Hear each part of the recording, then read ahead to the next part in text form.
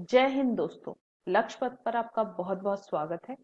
और आज इस वीडियो में हम बात करने जा रहे हैं हमारे कैबिनेट के द्वारा हाल ही में पारित की गई न्यू एजुकेशन पॉलिसी 2020 के बारे में। जैसा कि आप देख रहे हैं, हमारे प्रधानमंत्री श्री नरेंद्र मोदी जी ने इस पॉलिसी को लेकर मल्टीपल ट्वीट्स किए हैं। I wholeheartedly welcome the approval of the National Education Policy 2020. This was a long due and much awaited reform in the education sector, which will transform millions of lives in the times to come. NEP 2020 is based on the pillars of access, equity, quality, affordability, and accountability.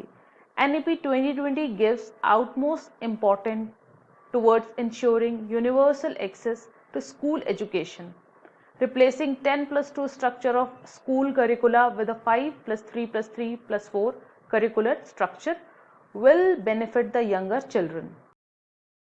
हमारे प्रधानमंत्री ने जिन जिन बातों के बारे में अपने tweets में discuss किया है या एड्रेस किया है, आज हम उन्हीं सारे पॉइंट्स को डिटेल में पढ़ेंगे। तो शुरू करते हैं। मेरा नाम है ज़ेबा अंसर। मुझसे सोशल मीडिया पे जुड़ने के लिए और मेरे सभी लेक्चर्स की लेटेस्ट अपडेट्स के लिए आप मुझे इन आईडीज पे फॉलो कर सकते हैं, और ये मेरा टेलीग्राम लिंक है। मेरे हर लेक्चर की पीडीएफ आपको यहाँ पर फ्री में मिल जाएगी। ज़ेबा अंसर ऑफिशियल के नाम से चैनल है, आप टेलीग्राम में जाके सर्च कर सकते हैं। शुरू करने से पहले सबसे पहले हम देखते हैं कुछ बेसिक्स। एनईपी जो है वो बीजेपी के इलेक्शन मैनिफेस्टो का पार्ट था। 2014 से पहले बीजेपी ने अपने इलेक्शन मैनिफेस्टो में ये चीज बोली थी कि रूलिंग में आने के बाद हम न्यू एजुकेशन पॉलिसी लाएंगे, एजुकेशन पॉलिसी जो अब तक चली आ रही है उसको चेंज करेंगे। जिस कमिटी ने न्यू एजुकेशन पॉलिसी में चेंजेस रिकमेंड किए हैं, मतलब हमारे एजुकेशन सिस्टम में चेंजेस रिकमेंड किए हैं, उसके हेड फॉर्मर इसरो चीफ के कस्तूरी रंगन थे। सबसे पहले एक कमेटी बनती है, फिर एक ड्राफ्ट बनता है, वो कुछ चेंजेस सजेस्ट करती है, फिर ड्राफ्ट बनता है, उसके बाद वो ड्राफ्ट अप्रूव होता है, जब तब जाके एक फाइनल पॉलिसी बनती है। एक बहुत इंटरेस्टिंग बात है कि हमारे देश को आजाद हुए हुए 72 साल हो चुके हैं, और 72 सालों में ये तीसरी एजुकेशन पॉलिसी है।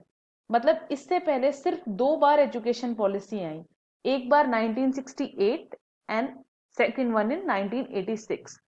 तो इट्स वेरी अमेजिंग कि 34 साल बाद एजुकेशन पॉलिसी में एक बदलाव आ रहा है। इससे पहले जो 1986 की एजुकेशन पॉलिसी थी उसमें सर्व शिक्षा अभियान, mid day meal, Navodaya Vidyalaya, ये सारी चीजों पर फोकस किया गया था, जिन्हें आज हम देखते हैं।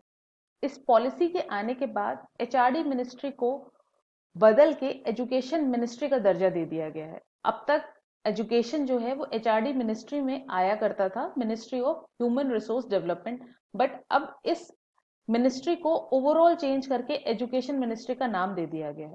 ये जो है नेशनल एजुकेशन पॉलिसी, ये सिर्फ एक पॉलिसी है, लॉ नहीं है। पॉलिसी और लॉ में फर्क ये होता है कि पॉलिसी एक ओवरऑल गाइडलाइन होती है जो हमें ये बताती है कि हमारी सरकार क्या करना चाहती है, उसका एक लार्जर फ्रेमवर्क क्या है, वो किस तरीके से चीजें चलाना चाहती है, किस तरीके से कानून लाना चाहती है। कहीं ना कहीं कानून जो है वो पॉलिसी से ही डिराइव होते हैं।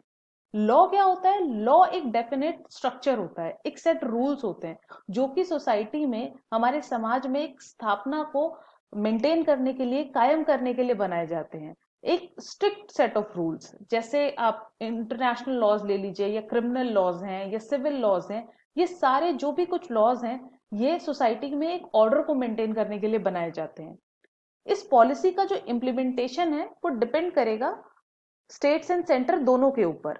मतलब किस तरीके से रेगुलेट किया जाता है, स्टेट्स इसे किस तरीके से लागू करते हैं, बिकॉज एजुकेशन जो है वो एक कंकरेंट सब्जेक्ट है। जब भी हम एजुकेशन की बात करते हैं तो एजुकेशन को ब्रॉडली 2 तरीके से क्लासिफाई किया जाता है, एक स्कूल एजुकेशन और एक हायर एजुकेशन। और इस पॉलिसी में भी जो चेंजेस, मतलब जो चीजें हमें बताई गई हैं या जो गाइडलाइंस दी गई हैं, वो भी 2 ही कैटेगरी में हम उन्हें ब्रॉडली डिवाइड कर सकते हैं, एक स्कूल एजुकेशन को लेके, एंड सेकंड जो है हायर एजुकेशन है।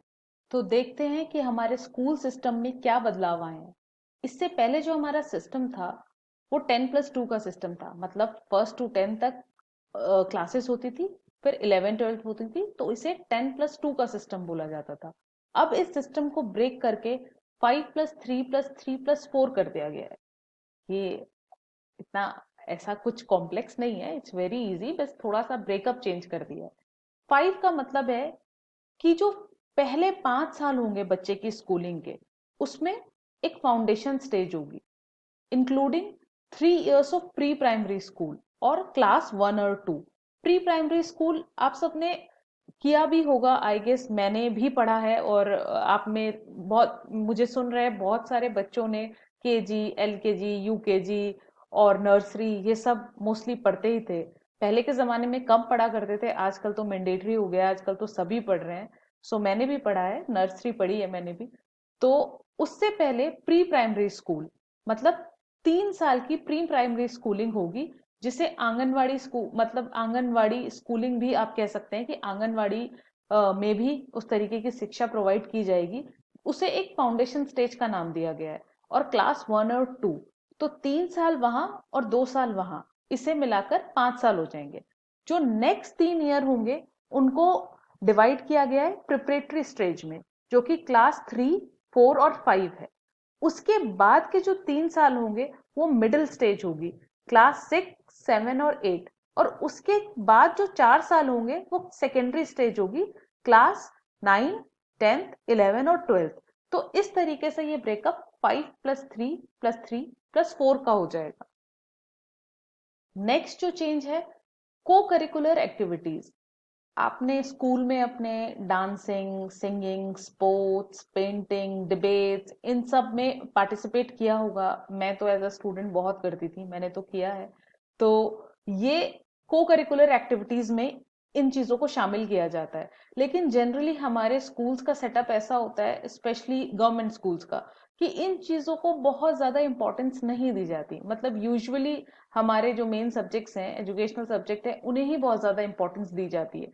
तो इस नई पॉलिसी के तहत को करिकुलर और vocational subjects like sports, arts, commerce, science, इनको एक ही लेवल पे ट्रीट किया जाएगा। स्टूडेंट्स जो है इन कोर्सेज को ऑप्ट कर सकते हैं उनकी प्रेफरेंस के अकॉर्डिंग। मतलब इनको भी स्पोर्ट्स, आर्ट्स, कॉमर्स, साइंस, इनको भी सेम लेवल पे ही ट्रीट किया जाएगा। क्लास 6 ऑनवर्ड ही बच्चे कोडिंग ले सकेंगे। यूजुअली अब तक हमारे स्कूल का जो सेटअप्स रहा है, 11th 12th में ही कोडिंग सिखाई जाती है, वो भी जो बच्चे पर्टिकुलर सब्जेक्ट्स लेते हैं लाइक आईपी, कंप्यूटर साइंस, तो उन्हें 11th 12th में ही जाकर कोडिंग सिखाई जाती है। बाकी 5th to 10th या फर्स्ट से लेके 5th तक तो बहुत बेसिक कंप्यूटर सिखाया जाता है, जो बेसिक ऑपरेशंस होते हैं लाइक पेंट, वर्ड, एक्सेल, थोड़ा बहुत कुछ। जो कोडिंग होती है वो हमेशा हायर क्लासेस में ही आकर बच्चों को ऑप्शन होता था लेने का। बट अब इस पॉलिसी के बाद आप स्टूडेंट्स जो हैं क्लास 6 ऑनवर्ड जो है कोडिंग ले सकते हैं, कोडिंग सिखाई जाएगी। जो नेक्स्ट चेंज है वो है रिपोर्ट कार्ड्स। मतलब अब जो बच्चों के रिपोर्ट कार्ड्स होंगे उन्हें पियर्स और टीचर्स दोनों ही रिव्यू कर सकेंगे।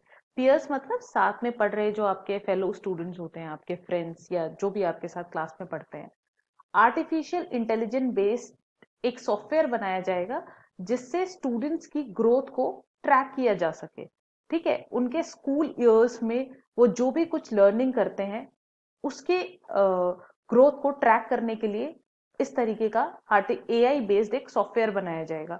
और ये ग्रोथ ट्रैक होगी कैसे? इंटरैक्टिव क्वेश्चनियर्स के through for parents, students and teachers. मतलब कुछ इंटरैक्टिव क्वेश्चनियर्स बनाई जाएंगी और उन्हें पेरेंट्स को दिया जाएगा, स्टूडेंट्स को दिया जाएगा और टीचर्स को दिया जाएगा, ताकि उन्हें सॉल्व करके बच्चे की ओवरऑल प्रोग्रेस क्या है, बच्चे की ओवरऑल ग्रोथ क्या है ड्यूरिंग द स्कूल ईयर्स, उससे इसको एसेस किया जाएगा। नेक्स्ट जो बड़ा चेंज है स्कूल स्टूडेंट्स के लिए वो है बोर्ड एग्जाम्स। अब तक बोर्ड एग्जाम्स जो है वो सिर्फ एक ही बार हुआ करते थे। मतलब we were not so fortunate कि हमें 2 बार ऐसा एग्जाम देने का चांस मिले, हम सबको तो एक ही बार एग्जाम देने का चांस मिला था। लेकिन इस पॉलिसी के तहत अब आ रहे बच्चे जो 10th और 12th के एग्जाम्स देंगे, जब भी ये पॉलिसी पूरी तरह लागू हो जाएगी, तो उन बच्चों को बोर्ड एग्जाम्स के 2 डिफिकल्टी लेवल्स में बोर्ड एग्जाम्स देने को मिलेगा। और उनको एक सेकंड चांस भी मिलेगा। अगर उनके पहले चांस में अच्छे नंबर नहीं आते हैं तो वो सेकंड चांस में अपना स्कोर इम्प्रूव कर सकते हैं। और उनका जो बेस्ट ऑफ 2 अटेम्प्ट्स होगा, मतलब ऐसा भी हो सकता है कि बच्चे को लगे कि शायद मेरे नेक्स्ट टाइम में अच्छे मार्क्स आ जाएं, पर पहली बार के मार्क्स ज्यादा अच्छे हों, तो बेस्ट ऑफ जो 2 अटेम्प्ट्स होंगे उसे ही उसे ही माना जाएगा, मतलब उसे ही असेसमेंट के तौर पर लिया जाएगा। दूसरी चीज कि अब क्या होता है कि जब आप 10th पास करते हैं तो 11th में आने के बाद आपको मतलब आर्ट्स, कॉमर्स या साइंस इस तरीके की स्ट्रीम्स चूज करनी होती है। और बहुत सारे स्कूल्स में तो कुछ कॉम्बिनेशंस भी होते हैं कि कई स्कूल्स में ऐसा होता है कि अगर आप साइंस ले रहे हैं तो आप मैथ्स ही ले सकते हैं, या मैथ्स बायो आप साथ में नहीं ले सकते हैं। कॉमर्स में ऐसा होता है कि आप ज्योग्राफी ले रहे हैं तो इको नहीं ले सकते हैं। इस तरीके के बहुत सारे सेटअप्स होते हैं बहुत सारे स्कूल्स में। लेकिन अब इस पॉलिसी के बाद बच्चा फ्री है, regardless of the stream division of arts, commerce and science, उसको जो भी कोर्स लेना है वो ले सकता है, उसे लेबल नहीं किया जाएगा। मान लो कोई साइंस का बच्चा है, वो इकोनॉमिक्स पढ़ना चाहता है, फिजिक्स, केमिस्ट्री, बायो के साथ वो इकोनॉमिक्स भी पढ़ना चाहता है, तो वो पढ़ सकता है, उसके पास ये फ्रीडम होगी, जो कि अब तक नहीं हुआ करती थी। हमारे पास एक सेट सब्जेक्ट्स होते थे कि अगर किसी ने साइंस ली है तो उसको यही फिजिक्स, केमिस्ट्री, बायो या मैथ्स, इंग्लिश, हिंदी उसे यही पढ़ना है। जिसने आर्ट्स ली है उसे पॉलिटी, ज्योग्राफी, इकोनॉमिक्स, हिस्ट्री यही पढ़नी है। कॉमर्स वालों को अकाउंट्स, बिजनेस स्टडीज यही पढ़ना है। लेकिन अब इस तरीके की रिस्ट्रिक्शंस नहीं रहेंगी, बच्चे को पूरी फ्रीडम है कि वो स्ट्रीम डिवीजन के रिगार्डलेस कोर्सेज ले सकता है। Next is education policy. The medium of instruction until at least class 5 and preferably till class 8 should be home language or mother tongue or local or regional language. मतलब medium of instruction, जिस medium में पढ़ाई की जाएगी। कुछ बच्चे English medium में पढ़ते हैं, कुछ स्कूल्स इंग्लिश मीडियम होते हैं, कुछ स्कूल्स हिंदी मीडियम होते हैं। और जो बेसिकली जैसे साउथ इंडिया है या नॉर्थ ईस्ट हो गया या हमारे वेस्ट, फार वेस्ट गुजरात हो गया, यहाँ पर यूजुअली मीडियम ऑफ इंस्ट्रक्शन वहाँ के स्कूल्स और बच्चे प्रेफर करते हैं कि जो उनकी नेटिव मदर टंग है या जो उनकी लोकल और रीजनल लैंग्वेज है वो उसमें पढ़ना कंफर्टेबल भी समझते हैं। तो इस पॉलिसी में ये प्रावधान ऑफ इंस्ट्रक्शन एटलीस्ट क्लास 5 तक, और प्रेफरेबली मतलब अगर क्लास 8 तक हो जाए तो इट्स मच बेटर, कि जो मीडियम ऑफ इंस्ट्रक्शन है वो होम लैंग्वेज या मदर टंग या लोकल या रीजनल लैंग्वेज में होगा। इस पॉलिसी के तहत स्टेट, रीजन एंड चाइल्ड को फ्रीडम है कि वो 3 लैंग्वेजेस कोई भी ले सकता है, जो भी उसे सीखनी हो, जो भी वो सीखना चाहता है उसे चूज करने की फ्रीडम है। लेकिन at least 2 of the 3 language should be native Indian languages. उसमें से उन 3 लैंग्वेजेस में से 2 लैंग्वेजेस कम से कम इंडियन नेटिव लैंग्वेज होनी चाहिए। ये तो था स्कूल एजुकेशन के बारे में। अब हम आगे चलते हैं हायर एजुकेशन के ऊपर, मतलब आफ्टर द 12th क्लास। तो क्या चेंजेस आए हैं हायर एजुकेशन में? कॉमन एंट्रेंस एग्जाम, ये it's a big change. National testing agency will conduct a common entrance examination for admissions to universities across the country. NTA, national testing agency को 2017 में establish किया गया था entrance exam conduct कराने के लिए higher educational institutions के लिए। इसमें ऐसा प्रावधान है कि अब एनटीए एक कॉमन एंट्रेंस एग्जामिनेशन कंडक्ट कराएगा for admission across the country to the universities. और एक कॉमन एप्टीट्यूड टेस्ट होगा, as well as specialized common subjects in the sciences, humanities, languages, arts and vocational subjects will be held at least twice every year. मतलब साल में at least 2 बार एक common aptitude test होगा, और science, humanities, languages, arts and vocational subjects में भी एक specialised common subject exams होगा। इससे क्या होगा, ये जो कॉमन एंट्रेंस एग्जाम है ये अलाउ करेगा मोस्ट ऑफ द यूनिवर्सिटीज को कि इस एग्जाम का जो स्कोर है आप उसे यूज कर सकते हैं, या बच्चे के इस एग्जाम में जैसे भी मार्क्स आ रहे हैं आप अपनी यूनिवर्सिटीज में उसको एडमिशन देने के लिए इस एग्जाम के स्कोर्स को यूज कर सकते हैं। पर ये मैंडेटरी नहीं होगा, ये इंडिविजुअल यूनिवर्सिटीज और कॉलेजेस की चॉइस होगी कि उन्हें एनटीए के असेसमेंट्स यूज करने हैं अपने एडमिशन्स के लिए कि नहीं। यूजुअली ये क्यों लाया गया है, क्योंकि अभी एट प्रेजेंट क्या होता है, जितनी भी बड़ी यूनिवर्सिटीज हैं लाइक दिल्ली में ही ले लीजिए, डी यू में तो वैसे मेरिट के उस पर एग्जाम, मेरिट बेस्ड एडमिशन्स होते हैं। बाकी डी यू के कुछ कोर्सेज ऐसे हैं जिनमें एंट्रेंस एग्जाम्स होता है। जेएनयू में किसी भी हायर स्टडीज के लिए एंट्रेंस देना पड़ता है। जामिया में सारे, जामिया मिलिया इस्लामिया यूनिवर्सिटी में सारे एग्जाम्स के लिए आपको एंट्रेंस देना पड़ता है। सेम बीएचयू में एंट्रेंस है, अलीगढ़ में एंट्रेंस है। तो इन सारी चीजों को ओवरकम करने के लिए, मतलब बच्चे के ऊपर प्रेशर कम करने के लिए कि उसे इतने सारे एग्जाम्स का बर्डन है, मतलब अगर उसको 12th के बाद कहीं पे एडमिशन लेना है तो उसे हर यूनिवर्सिटी का अलग अलग एग्जाम देना पड़ता है। तो ये इसलिए लाया गया है कि बच्चे के ऊपर थोड़ा सा प्रेशर कम हो, कि एक कॉमन एंट्रेंस एग्जाम हो जो उसे देना पड़े, और उस बेसिस पर उसके जो भी नंबर आए उसके थ्रू उन्हें इन यूनिवर्सिटीज में या कॉलेजेस में एडमिशन मिल जाए। पर स्टिल इसमें ये प्रोविजन है कि ये मैंडेटरी नहीं है। अल्टीमेटली ये यूनिवर्सिटीज एंड कॉलेजेस की चॉइस होगी कि उन्हें एनटीए के असेसमेंट्स यूज करने हैं अपने एडमिशन्स के लिए या नहीं। नेक्स्ट जो बड़ा चेंज आया है, जिसे हम एक तरीके से एग्जिट पॉइंट भी कह सकते हैं, कि अंडर ग्रेजुएट डिग्री जो होती है, यूजुअली अंडर ग्रेजुएट डिग्री 3 साल की होती है, बीटेक 4 साल का होता है। अब इस पॉलिसी के तहत बच्चे को एक ऑप्शन रहेगा कि अगर उसे 1 साल बाद छोड़ना है तो भी उसे एक सर्टिफिकेट मिलेगा। अगर उसने किसी एग्जाम में एनरोल करवाया पर उसने 1 ही साल कंप्लीट किया है, उसने 3 साल या पूरे 4 साल कंप्लीट नहीं किए, तो फिर भी उसे एक सर्टिफिकेट मिलेगा। अगर वो 2 साल करके छोड़ देता है तो उसे डिप्लोमा का सर्टिफिकेट मिलेगा। और अगर वो अपने 3 साल या 4 साल पूरे करता है तो उसे प्रॉपर एक डिग्री मिलेगी। इससे पहले ऐसा नहीं हुआ करता था। इससे पहले ये था कि अगर आपने एक बार एनरोल कर लिया तो जब तक आप फुल एंड फाइनल पूरे 3 साल या 4 साल कंप्लीट नहीं करते, आपकी वो डिग्री या डिप्लोमा या कुछ भी वैलिड नहीं माना जाता था। पर इस पॉलिसी के तहत अब आपको, अगर आप 1 साल बाद छोड़ेंगे तो भी आपको सर्टिफिकेट मिलेगा, 2 साल बाद छोड़ेंगे तो डिप्लोमा का सर्टिफिकेट मिलेगा, और अगर आप 3 साल पूरे करते हैं तो आपको बैचलर की डिग्री मिलेगी 3 या 4 साल। और ये वोकेशनल एंड प्रोफेशनल एरियाज दोनों के लिए वैलिड है। मतलब ये चीजें वोकेशनल सब्जेक्ट्स के लिए भी होंगी और प्रोफेशनल सब्जेक्ट्स के लिए भी होंगी। The 4-year program may also lead to a degree with research if the student completes a rigorous research project in their major areas of study. Let's suppose कि किसी बच्चे ने बीटेक, कोई बच्चा बीटेक कर रहा है और बीटेक में इलेक्ट्रिकल फील्ड है उसकी, तो इलेक्ट्रिकल फील्ड के किसी भी मेजर एरिया में, मेजर स्टडी एरिया में अगर वो एक रिगरस रिसर्च प्रोजेक्ट सबमिट करता है, कंप्लीट करता है, तो उसे डिग्री के साथ, मतलब रिसर्च की डिग्री भी मिलेगी। 4 ईयर प्रोग्राम में उसे डिग्री विद रिसर्च मिलेगा।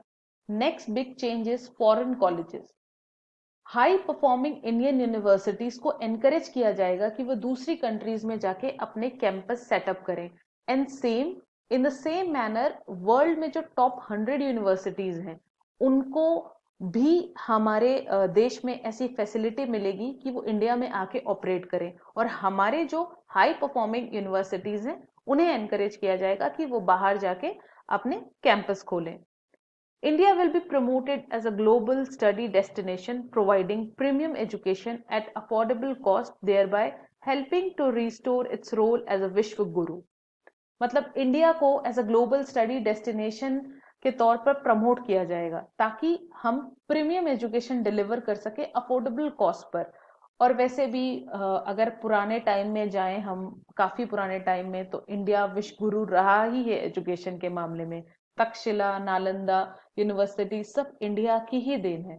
तो इंडिया में ये सब जो आज यूनिवर्सिटीज हैं, जितना आज डेवलपमेंट है या वर्ल्ड में जो भी कुछ डेवलपमेंट है एजुकेशन को लेके, इंडिया अपने बहुत पुराने एंशियंट टाइम से इन सब चीजों में काफी आगे था। हम विश्व गुरु रह चुके हैं एजुकेशन में, तो वापस से इंडिया का स्टेचर एक विश्व गुरु के तौर पर लाने के लिए ग्लोबल स्टडी डेस्टिनेशन के तौर पर इंडिया को प्रमोट किया जाएगा।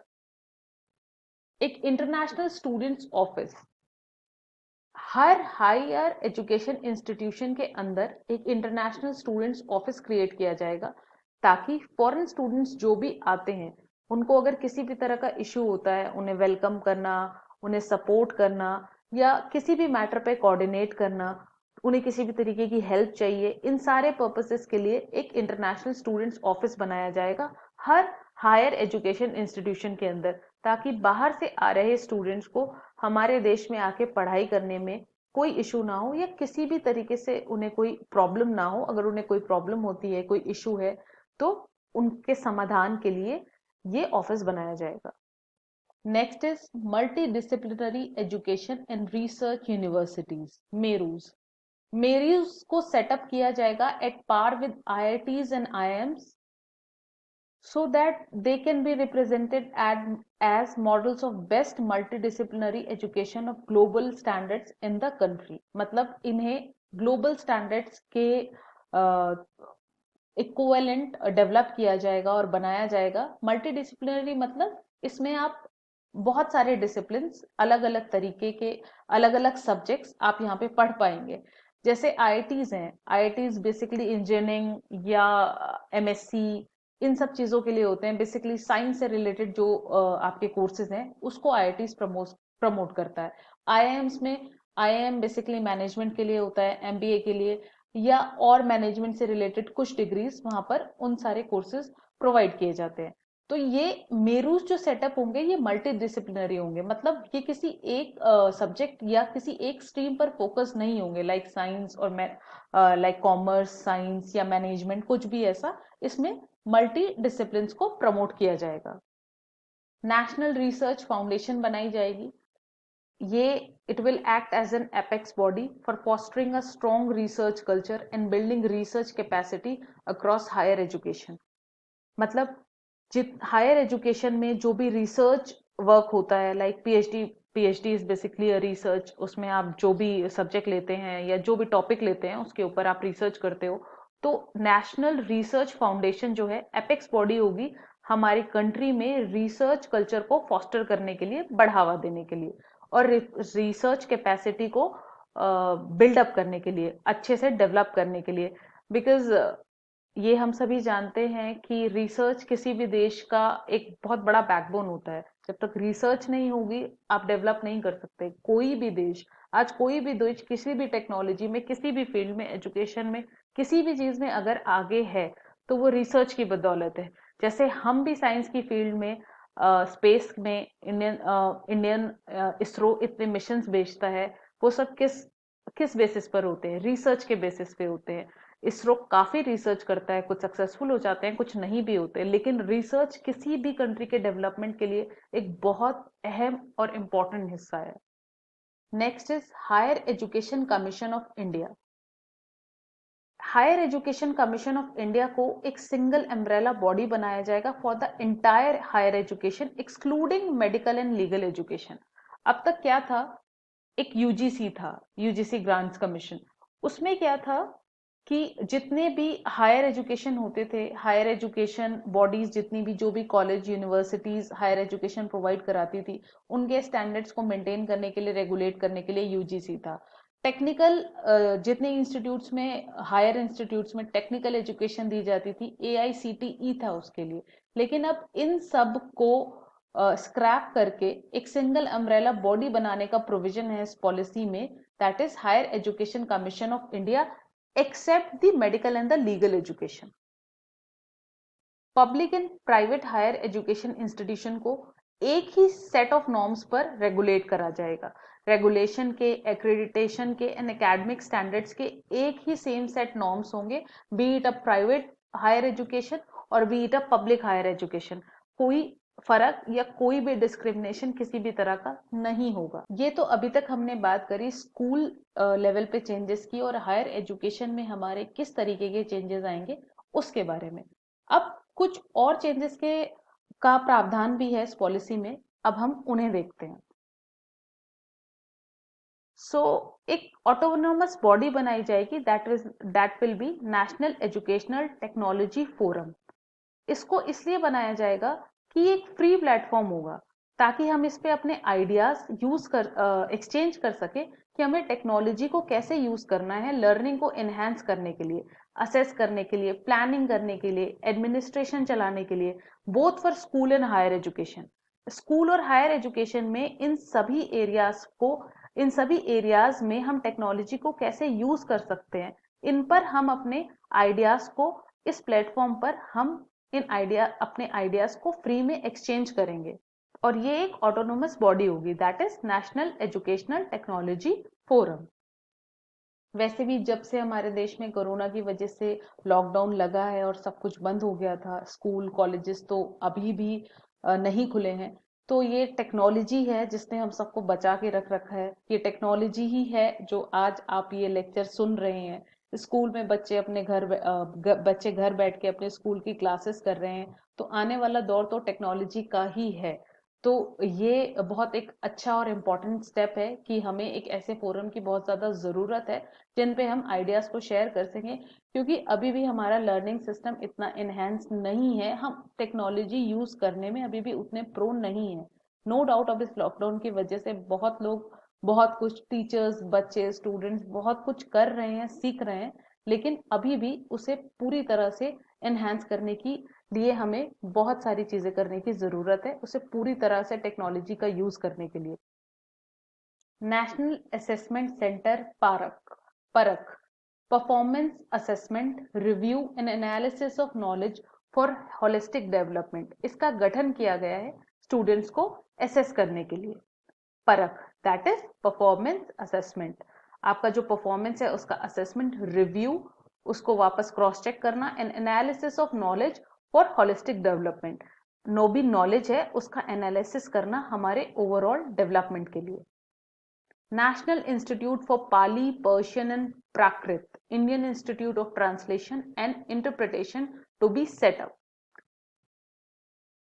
पर्शियन लैंग्वेज के लिए, पाली के लिए और प्राकृत के लिए नेशनल इंस्टीट्यूट सेटअप किया जाएगा।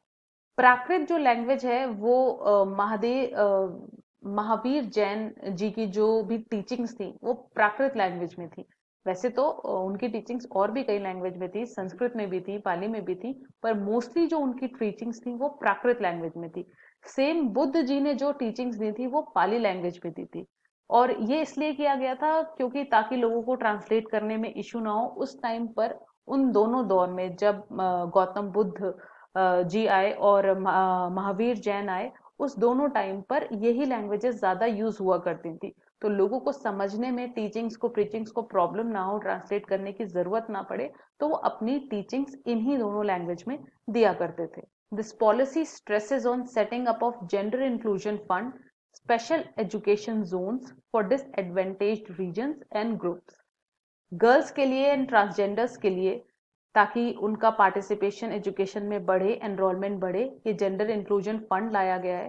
स्पेशल एजुकेशन जोन्स बनाने की बात की गई है इस पॉलिसी के अंदर उन रीजन्स और ग्रुप्स के लिए जहां पर education due to physical reason या उनके इकोनॉमिक रीजंस या लोकेशन के रीजंस की वजह से जो उन्हें एजुकेशन नहीं मिल पाती। बहुत सारी जगहें ऐसी हैं जहाँ स्कूल दूर हैं, बच्चों को बहुत ज्यादा वॉक करके जाना पड़ता है, आसपास स्कूल नहीं है, या बहुत सारे ग्रुप्स ऐसे हैं जहाँ पर उतना अवेयरनेस नहीं है, तो वो अपने बच्चों को नहीं पढ़ने के लिए उतना एनकरेज करते हैं।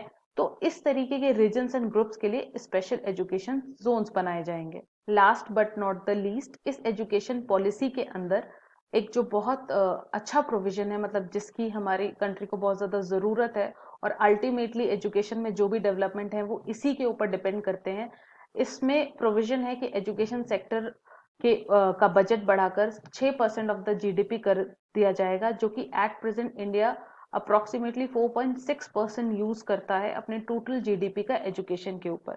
बिकॉज ओवरऑल आपको एक अच्छा एजुकेशन सिस्टम बनाने के लिए, टेक्नोलॉजिकल अपग्रेड के लिए, मैक्सिमम बच्चों तक एजुकेशन पहुंचे, एनरोलमेंट बढ़े, इन सब के लिए अल्टीमेटली सरकार को पैसों की जरूरत ही पड़ती है। तो we need the greater budget in the education sector, जो कि इस पॉलिसी में प्रावधान जिसका दिया गया है कि इसे बढ़ाकर 6% किया जाएगा। ये एक बहुत अच्छा स्टेप है और ये एक बहुत जरूरी स्टेप भी है, क्योंकि इसके बिना कुछ भी, हमने जो भी कुछ इस पॉलिसी में बात की, इसके बिना कुछ भी पॉसिबल नहीं है। बिकॉज फॉर एवरीथिंग, एजुकेशन में कुछ भी अच्छा करने के लिए कहीं ना कहीं हमें बजट की जरूरत पड़ती ही है। अभी तक हमने बात की न्यू एजुकेशन पॉलिसी के बारे में, उसमें हमने चेंजेस देखे कि स्कूल लेवल पर, हायर एजुकेशन लेवल पर क्या कुछ चेंजेस आएंगे। तो डिफरेंस क्या है जब हम ओल्ड एजुकेशन पॉलिसी की बात करते हैं और न्यू एजुकेशन पॉलिसी की बात करते हैं, तो बेसिक फर्क है क्या। मैंने आपको बताया था कि लास्ट पॉलिसी 1986 में आई थी, दैट इज 34 साल पहले, 34 ईयर्स अगो। सो 34 साल बाद ऐसा क्या बदला है। तो मेजर जो कुछ चीजें बदली हैं, कुछ मेजर चीजें जो बदली हैं वो ये हैं। ओल्ड एजुकेशन पॉलिसी में 10+2 का फॉर्मूला था। मतलब ये समझ लीजिए कि जो भी मैंने आपको पढ़ाया अभी तक, जो भी बताया, ये उसका एक सम अप है। अब जो न्यू स्कूल फॉर्मूला होगा वो 5+3+3+4 होगा। साइंस आर्ट्स स्टूडेंट्स सब्जेक्ट जो है मिक्स नहीं कर सकते, बच्चे साइंस को, आर्ट्स को या कॉमर्स की स्ट्रीम्स को मिक्स नहीं कर सकते। अब बच्चों के पास पूरी फ्रीडम है कि वो कुछ भी सब्जेक्ट्स ले सकते हैं अपार्ट फ्रॉम द स्ट्रीम्स। इससे पहले क्या था, स्टूडेंट एक बार से ज्यादा बोर्ड एग्जाम्स नहीं दे सकते, ऐसा ही होता था, हम सबके साथ ऐसा ही हुआ है। लेकिन अब आने वाले टाइम में बच्चों को अपॉर्चुनिटी होगी कि वो एक बार से ज्यादा बोर्ड के एग्जाम्स दे सकते हैं इम्प्रूव करने के लिए, और उनका बेस्ट ऑफ द 2 एग्जाम्स का जो स्कोर होगा वो काउंट किया जाएगा। रीजनल लैंग्वेज करिकुलम एक चॉइस थी। मतलब अगर किसी को करना हो, मोस्टली साउथ के स्टेट्स में लोग अपनी रीजनल लैंग्वेज में ही पढ़ते थे, उनके पास एक चॉइस थी। लेकिन अब रीजनल लैंग्वेज को क्लास 5 तक प्रमोट किया जा रहा है, एडवाइस किया जा रहा है लर्निंग में, कि क्लास 5 तक सारे स्टेट अपनी रीजनल लैंग्वेज में ही बच्चों का, मतलब medium of instruction regional language ही रखें। तो ये कुछ मेजर डिफरेंसेस हैं old and the new education policy के बारे में। So this is the end of the video. अगर आपको ये वीडियो अच्छा लगा हो तो please like, comment, share and subscribe to Lakshya Path and press the bell icon, ताकि मेरे आने वाले सभी लेक्चर्स की अपडेट्स आपको सबसे पहले मिल जाए। Thanks for watching. God bless you all.